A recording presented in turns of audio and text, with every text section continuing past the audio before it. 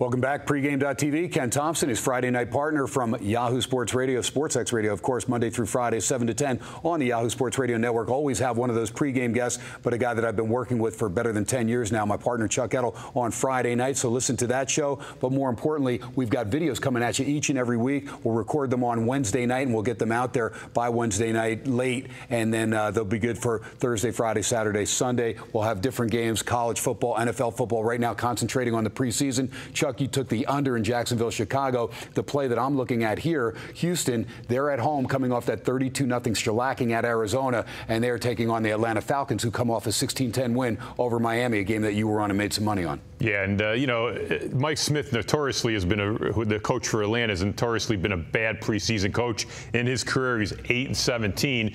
Week 2, he's 1-5. Only won one game in his 6 seasons. Week 2. We're going to talk some more in another video about a lot of the different coaching stats. But you expect Houston to maybe have a little fire after an embarrassing loss week 1. Well, I like O'Brien. I like his demeanor, and I think he's a good, solid coach no matter where he's been. He takes it to the pro level now. But again, this is a guy that, you know, he pays attention to detail. And even when they were out of that game on the scoreboard, he was looking at to see what guys were doing, what type of heart they were showing. And he said he didn't see a lot of it, even from some of the veteran players, and I know that's something that he's looking to instill there, especially in Reliant Stadium. These fans, they took in football last year with Matt Schaub struggling with the pick sixes every week. It was a dismal year to be a Texans fan. Yeah, no question about it. We saw what O'Brien was able to do at Penn State. He took over a worse situation, obviously, there. He turned that program around. Now he's coming into another bad situation in Houston, but they do have some talent there. There is no doubt. All right, this is going to be my free play, Houston and Atlanta. And the line that we're seeing initially, there's Houston -2.5, minus juice, -125, or Houston -3, even money. So you can pick and choose. A lot of times you may only be able to get down on a certain number, but this play will be good enough for both of those lines.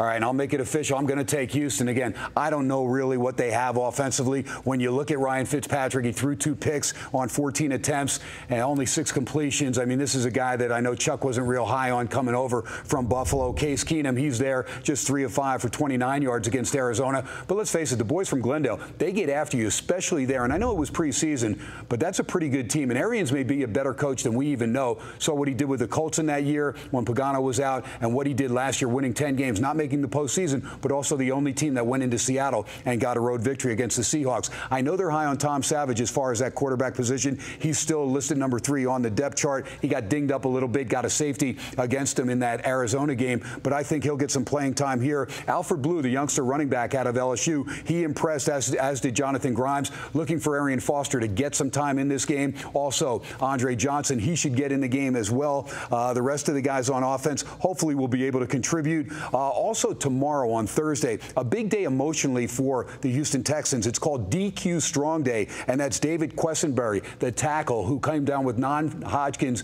lymphoblastic lymphoma, and something that my brother went through, and he is on the mend. Hopefully he's able to improve, but it's a day that they're dedicating to David Quessenberry, and they're going to be pretty high going into this game at Reliant Stadium on Saturday. I like Houston. I'm going to lay the 2.5 minus the juice. If you can get down that way, I encourage you to, just in case the game does get backdoored and land on 3. But I think Houston takes care of business. Atlanta, they saw all they needed to from Matt Ryan in his opener, 7 of 7. Yates and Renfrey will get in there, but I don't see Atlanta really trying to move the ball much. Again, they got to stay away from the injury bug. Already lost Spruill and Weatherspoon on the defensive side of things. So, again, Mike Smith, not the best, especially week 2, and Chuck will get into that because we'll have another video. But my play, take Houston, bounce back. They're at home. They've got to show face. They still have to sell season tickets. They haven't done a lot of that. We'll see if they can bounce back after that 2-14 season and whether or not they can get a win in the preseason at home in their home opener under O'Brien under their belts here, Charles. And, you know, a lot of times a new coach feels a little extra urgency to have a good showing, especially after what happened in game 1. So it makes sense when you're betting preseason football. The new coach, they always are trying to impress. They didn't impress week 1.